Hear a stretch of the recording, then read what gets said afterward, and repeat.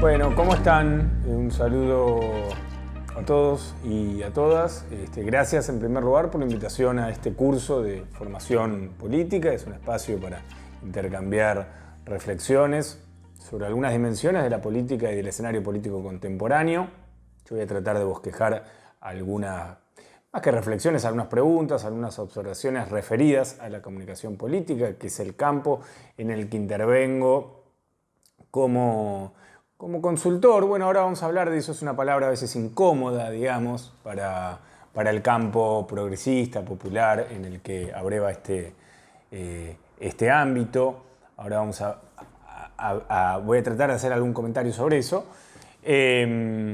Y también como sociólogo, es decir, intento, por supuesto siempre es un equilibrio un poco inestable, conjugar, bueno, la actividad profesional como consultor, es decir, acompañando los desafíos de trabajar y optimizar, digamos, el desempeño público de algunos actores políticos, de algunos espacios políticos que pertenecen a este universo ideológico. También quisiera decir algo de eso.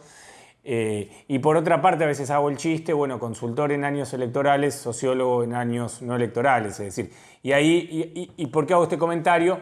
Porque, bueno, porque la comunicación política, en algún sentido, que es un concepto de contornos poco claros desde ya, pero todo el tiempo cuando hablamos de comunicación política, inevitablemente mezclamos, ni siquiera es un error, dos circunstancias, digamos, dos conceptos, digamos. Por un lado, la práctica profesional, la industria, el campo, digamos, donde se nos vienen algunas imágenes inevitables, consultores, campañas, encuestas, ahora redes sociales, es decir, algunas tecnologías concernientes a lo que podríamos llamar la gestión de la imagen, la competencia electoral, etc. Lo dejamos ahí y después lo retomamos.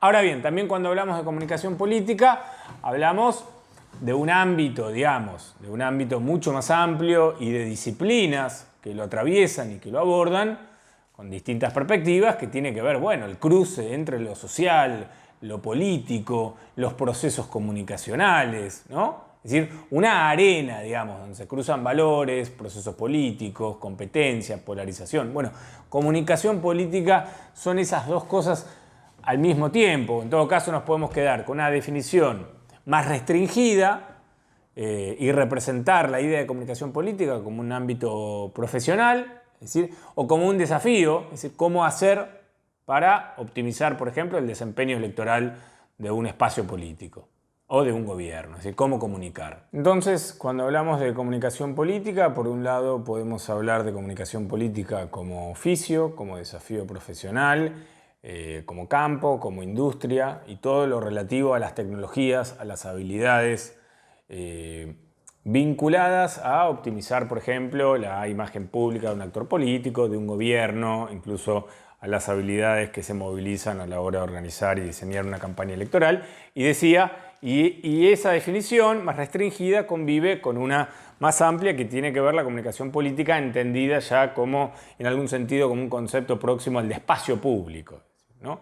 Al ámbito, a la arena, donde se discute el sentido de lo real, donde se discute la competencia política, es decir, la comunicación política como la materia prima de la que está hecha la competencia política.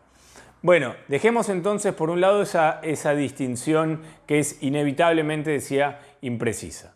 Y quisiera compartir algunas definiciones o algunos comentarios sobre los dos aspectos. Con relación a la comunicación política como proceso, bueno, digamos, es un concepto de contornos poco claros, no quisiera inagotable bibliográficamente porque convergen distintas disciplinas, pero una primera definición, el mate, a ver, lo voy a decir, el mate, por supuesto, en algún sentido documenta mi condición argentina, digamos, y toda reflexión está situada, entonces quisiera hacer esta reflexión que tiene que ver como reformulando casi nosotros decimos un aforismo político, digamos, muy caro a la historia política y muy caro a la historia de la comunicación política argentina, que tiene que ver con, decía Perón, la única verdad es la realidad. Bueno, yo voy a usar esa idea para hacer una una primera aproximación, ni siquiera definición, al concepto de comunicación política como proceso, que es, bueno, la única verdad en términos de comunicación política, la única verdad es la percepción de la realidad. Entonces, primera definición, la comunicación política actúa sobre percepciones. Actúa sobre percepciones, ¿no? Entonces tiene que ver o está vinculada a la competencia por el control, por la gestión o por la competencia, por la incidencia sobre las percepciones de la realidad, que es otra discusión, digamos, ¿no? Dejemos esa palabra un poco gelatinosa, entrecomillada, digamos, ¿no? La palabra realidad. Pero, en principio, entonces, quisiera subrayar la importancia del concepto percepciones, digamos, percepciones. Lo voy a ilustrar con un ejemplo más cotidiano, digamos, de este quehacer profesional. Es muy común cuando se inicia, qué sé yo, es muy frecuente cuando se inicia un proceso, por ejemplo, o una tarea de comunicación asociada a una gestión local, provincial, estadual, etc. Bueno, supongamos que estamos queriendo ayudar a un gobernador, a una gobernadora, un intendente, y es muy común, lo voy a decir, voy a esquematizar un diálogo imaginario, donde, bueno, ese intendente dice, bueno, no hace falta la comunicación porque los hechos hablan por sí mismos, la gestión habla por sí mismo, digamos, ¿no? Bueno, ese es en algún sentido el grado cero de la comunicación política, es decir, la primera, por supuesto, la primera gran falsedad en algún sentido, digamos. Por supuesto, la comunicación política actúa sobre las percepciones, es decir, los hechos no hablan por sí mismos, los hechos son siempre hablados, o siempre representados, o son siempre mediatizados, son siempre, en la versión tal vez más extrema, son siempre construidos, ¿no? Y ahí aparece la comunicación política, en esa competencia. Sí hay un concepto primo hermano que es importante invocar, que es el de opinión pública, digamos, ¿no? El de opinión pública, que otro concepto también algo fantasmal, algo vago. Bueno, la opinión pública, por supuesto, también es un proceso en el que interactúan, no necesariamente amablemente, habermasianamente, esa definición deliberativa, la opinión pública o la comunicación política, como si se tratara simplemente de un intercambio de opiniones. Estamos hablando de política, estamos hablando de confrontación política, estamos hablando de la competencia por sedimentar, expandir definiciones del escenario político, de la realidad, digamos, ¿no? Lo vuelvo a entrecomillar. Entonces el concepto de opinión pública es importante también para avanzar y en principio dejemos esta segunda aproximación, que en la opinión pública, es decir, encarnémoslo en la siguiente pregunta. ¿Cómo un ciudadano, una ciudadana, elabora una opinión política sobre algo? Sobre un tema de agenda, sobre el desempeño de un gobierno. Bueno, hay, por supuesto, una larga bibliografía sobre el tema, pero para esquematizar y dejar un insumo, bueno, en ese proceso, imaginémoslo como un proceso donde negocian o interactúan distintas cosas, digamos, ¿no? La experiencia, por supuesto, no determina la experiencia, ¿no? También el grado cero de estos temas es decir, bueno, a mí lo mío no es una opinión, lo mío es una experiencia, ¿no? Eso funda autoridad, como si fuera decir, a mí no me la contaron, digamos, ¿no? Que son mecanismos retóricos para darle autoridad, paradójicamente, a una opinión. Pero, de cualquier manera, no es lo mismo opinar de algo que está al alcance de nuestra experiencia directa o no, o de una realidad, decía un autor importante, de segunda mano. Al respecto, Walter Lippmann, a quien aconsejo leer, uno de los fundadores de este campo, digamos, decía, miren, hay un tema que hay una primera definición para entender los procesos de comunicación, los procesos de opinión pública, así que los ciudadanos elaboran, son llamados a discutir la agenda pública. Entonces es un llamamiento, una convocatoria, una arena, un ámbito, donde los ciudadanos discuten temas que están muy alejados de su experiencia privada, doméstica, pedestre, decía él, digamos, ¿no? Entonces, ahí aparecen una especie de, dice él, con mucho pesimismo, de dependencia cognitiva. Es decir, ese ciudadano, ¿cómo se forma una opinión sobre un tema que no está al alcance de su experiencia, de su experiencia sensible y tangible? Bueno, a través de otros que le producen y que distribuyen opiniones enlatadas, digámoslo así. Pero entonces, la experiencia, opinión pública, la experiencia. La ideología, que es muy importante, la ideología que filtra nuestros ojos. Nosotros tenemos los ojos infiltrados ideológicamente, es decir, dos personas en una misma esquina observando un mismo fenómeno, es posible que estén observando, aprendiendo, asimilando realidades diferentes. Es decir, la ideología genera, estructura procesos cognitivos diferentes, predispone opiniones en una dirección o en otra. Pongo un ejemplo también de la experiencia argentina. Una persona profundamente antikirchnerista, pero esto es un mecanismo en algún sentido universal, digamos, ¿no? Y sirve, por supuesto. Una persona profundamente antikirchnerista en los primeros años de abierto y evidente éxito económico, digamos, de aquel proceso político, bueno, para no generar una disonancia cognitiva, es decir, afirmar algo en la realidad que lesiona o contradice nuestras convicciones más profundas, ¿qué podría decir? Bueno, es el viento de cola, es el contexto, es decir, no es mérito del gobierno kirchnerista, sino que ese crecimiento económico se explica por otras cosas. Eso, independientemente de digamos, eso es un típico mecanismo racionalizador, digamos, que viene que está más explicado por una predisposición ideológica. Lo mismo podría decirse en un sentido inverso. Pero lo que quiero decir es que la misma realidad admite siempre lecturas, interpretaciones, que es una palabra muy importante, y observaciones distintas. Es decir, tenemos el ojo incluso interferido ideológicamente. Entonces, experiencia, ideología que tiñe esa experiencia, la tiñe todo nuestro proceso cognitivo a la hora de agarrar y reducir una realidad compleja y reducirla a una opinión política. Y finalmente la opinión que no la producimos, digamos, ¿no? Las opiniones son producciones, en algún sentido, entre comillas, industriales, es decir, quienes producen opiniones, digamos, ¿no? No es un proceso desde abajo hacia arriba, como nos gustaría románticamente creer, sino que por supuesto los medios de comunicación, la propia política también produce y distribuye, por supuesto, opiniones. Son procesos de distribución de grandes actores que, entre comillas, industrialmente compiten por el encuadre de una situación, digamos, ¿no? Entonces, pero pongámoslo en los medios, digamos. Entonces, una persona tiene su propia experiencia mezclada con sus orientaciones y predisposiciones ideológicas que tienen una raíz anclada en su propia socialización política, familiar, social, por supuesto, sociología básica, experiencia e ideología, y la dieta mediática digital, agreguemos ahora, que consume.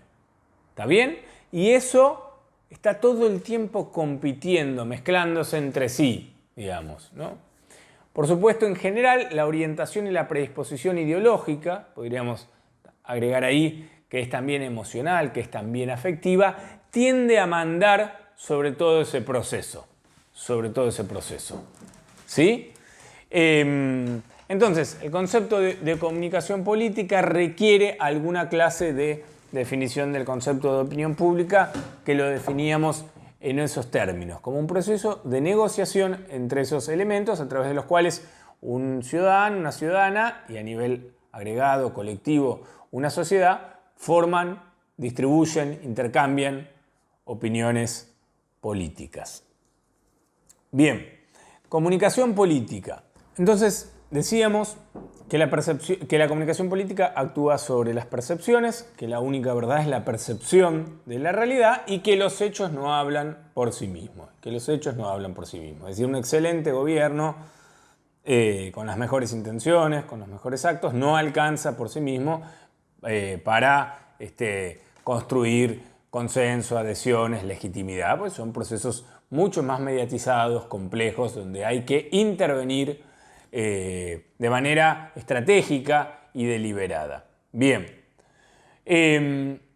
Ahora bien, la comunicación política, algunos comentarios generales, digamos, ¿no? De su materia prima, digamos, que tiene que ver con, en algún sentido, hacer cosas con símbolos. Por supuesto, la comunicación política, ¿de qué está hecha? Decíamos, actúa sobre las percepciones. ¿Y de qué está hecha? De signos, de símbolos, de mensajes, de representaciones. De eso está hecha la comunicación política. De estereotipos, también, estereotipos que la derecha lo sabe cultivar, sembrar y sedimentar muy bien, digamos, ¿no? Entonces, frames, ¿no? Dirían los lingüistas. Eso es importante, digamos, ¿no? De qué manera, digamos, la comunicación política nunca opera en el vacío, sino que opera sobre matrices culturales muy sedimentadas, digamos, sobre sentidos comunes muy arraigados, digamos, ¿no? Entonces, una comunicación política diseñada, lanzada, distribuida, sale, por supuesto, a interactuar con lo que ya tienen, digamos, lo que tiene la opinión pública, lo que tienen los ciudadanos y las ciudadanas en sus cabezas, digamos, ¿no? Y son cabezas estructuradas cognitivamente y afectivamente a través de distintos frames, de distintos estereotipos, de distintas orientaciones ideológicas. Nunca la sociedad, en términos de comunicación, de opinión pública, es una hoja en blanco, digamos, ¿no?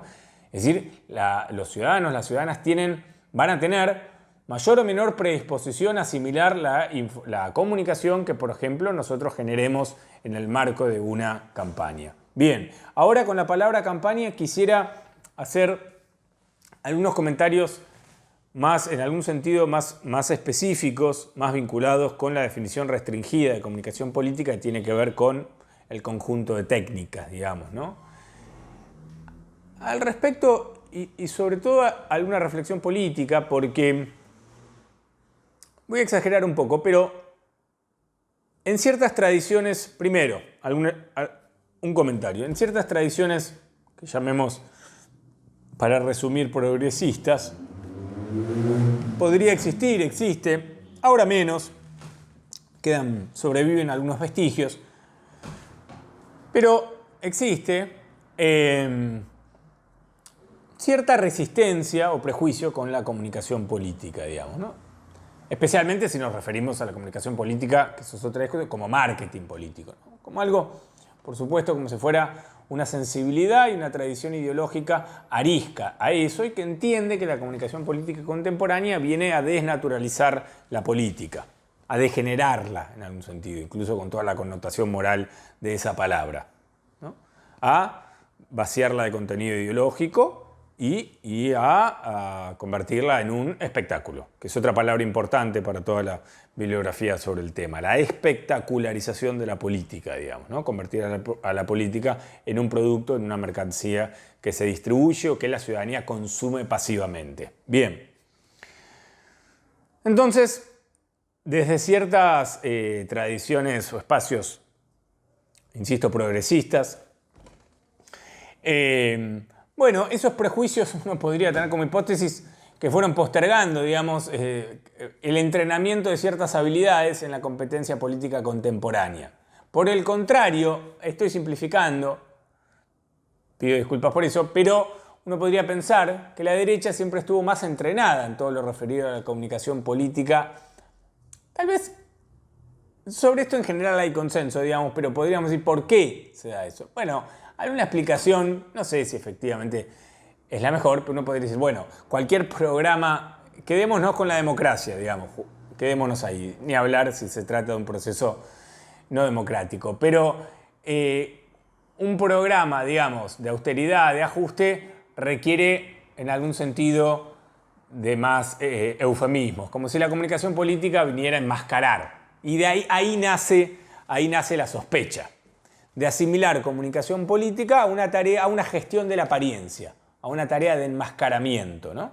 Entonces, bueno, como si fuera la comunicación política, nace o estaría fundada de cómo vender un plan de ajuste o de austeridad, digamos. Bueno, qué sé yo, ¿no? Y ahí, bueno, toda la experiencia de los 80, la experiencia de Thatcher es muy inspiradora. Bueno, por supuesto, son efectivamente la derecha en distintos procesos uno podría encontrar enorme estímulo al desarrollo y a la innovación de todo lo referido a la comunicación política, la publicidad política, etcétera. Entonces, ahí detecto un origen de esa sospecha que sobrevuela. Otro origen, por supuesto, es lo que se ha llamado, podemos llamar, norteamericanización de la comunicación política, como si fuera algo importado de la cultura política de Estados Unidos, una cultura política muy, muy especial y muy ajena a, en general, bueno, por supuesto, más próxima en algún sentido, en términos de folclore partidario, al caso mexicano, más ajena, mucho más ajena en Argentina y en España, etc. Por supuesto, ahí hay diferencias, pero la comunicación política como el avance de una cultura política estadounidense o una manera de hacer política, de hacer comunicación y de hacer campañas importada, digamos, ¿no? Eso en Europa fue inicialmente muy fuerte, la resistencia a recrear ese tipo de comunicación política que se identificaba como estadounidense. Entonces, bueno, esas dos causas, entre otras, fueron sembrando una especie de sospecha ideológica sobre la comunicación política. De ahí hasta incluso puede existir bueno, hay un chiste que se le atribuye a quien fuera el consultor político de Mitterrand, aquel presidente socialista francés, que dice, bueno, no le digan a mi madre que soy consultor político, piensa que soy pianista en un burdel, digamos, ¿no? Como ilustrando que se trata de casi con ironía, por supuesto, pero ilustrando una profesión que está en el subsuelo moral, digamos, ¿no?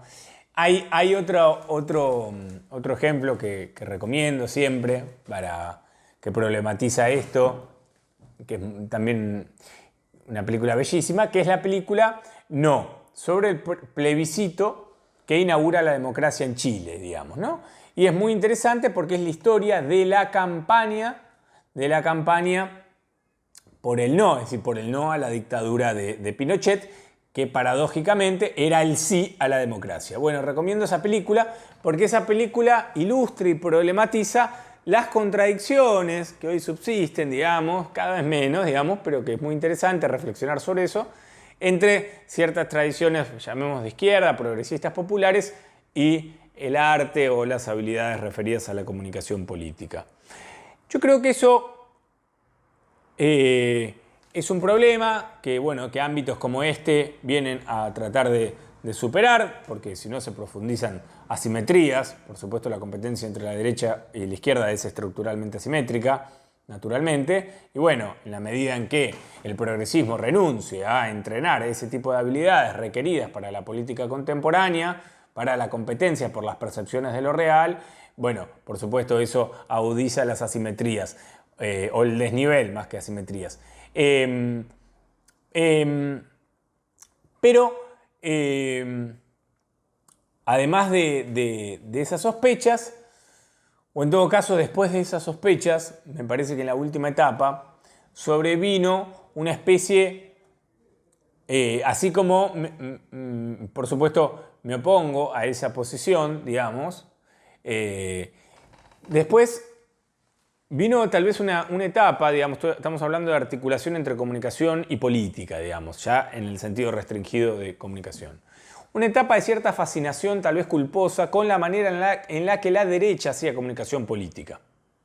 Ahora pongo un ejemplo más argentino, pero que va a ser también bastante familiar, o lo voy a tratar de traducir para México y con mayor facilidad para España.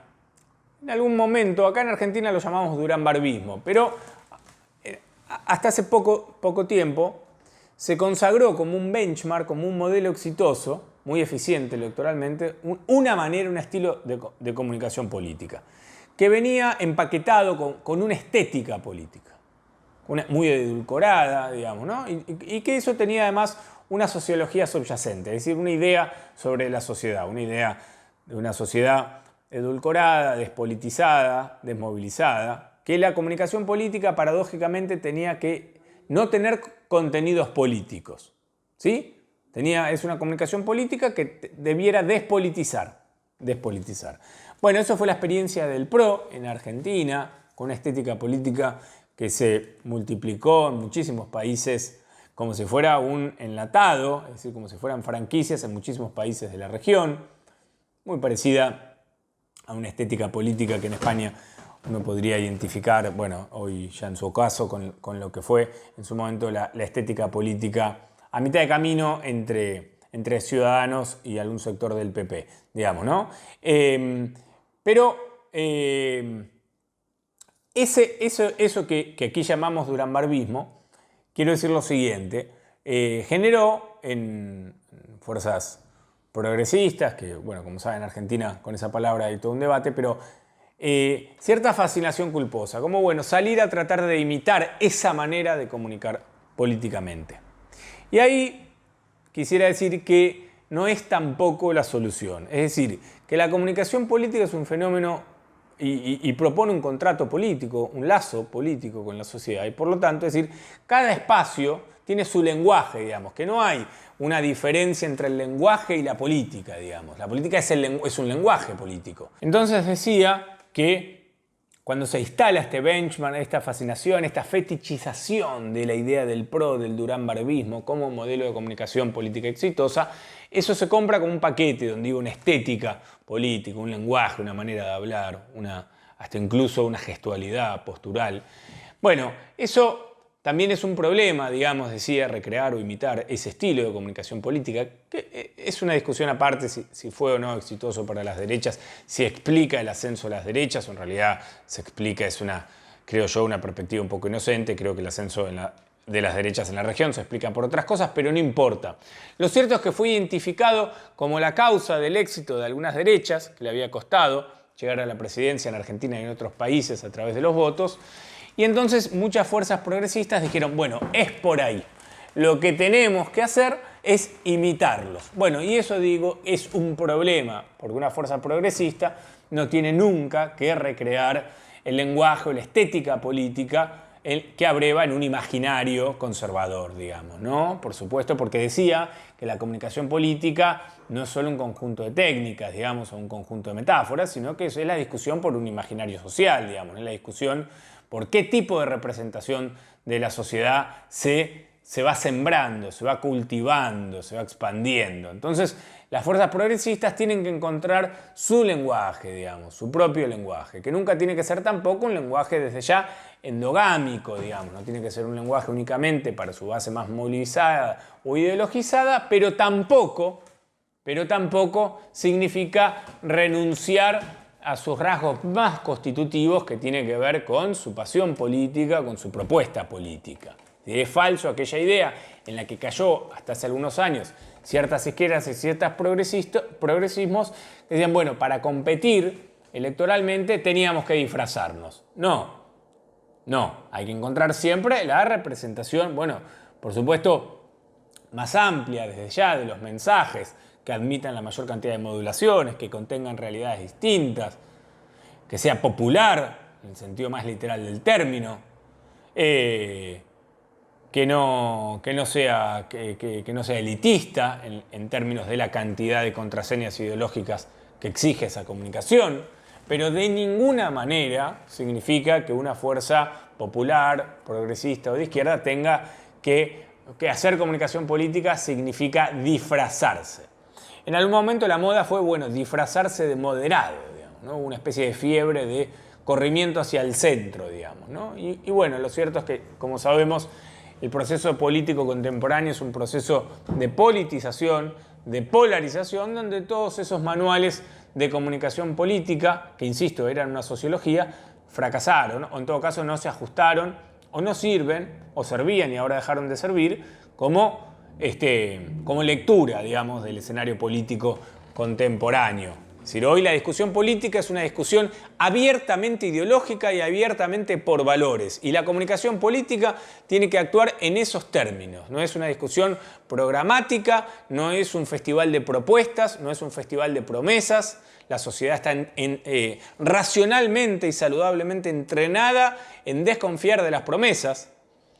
Es una discusión por valores, digamos. ¿Qué tipo de valor estructura una comunicación política, digamos? ¿Qué tipo de representación del mundo o de un país determinado? ¿Qué tipo de rumbo estructura esa idea y ese lazo que propone un candidato, una candidata, un partido político con la sociedad, digamos, ¿no? ¿Cómo ese espacio político traduce, representa la situación, la coyuntura? Es muy importante, es una pregunta muy importante a la hora de formularse un proceso de comunicación política. Y otro elemento central es siempre pensar que la comunicación política, siempre, especialmente para este tipo de universo ideológico al que pertenecemos y al que nos estamos refiriendo, además, la comunicación política es una idea, es un concepto, es un mensaje, es una propuesta. No es un conjunto de técnicas. No es un conjunto de tácticas. La comunicación política no es lo que hacemos en TikTok. Eso no es la comunicación política.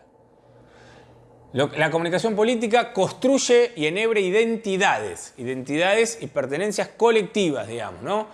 Y administra esperanzas colectivas, digamos, ¿no? Por supuesto.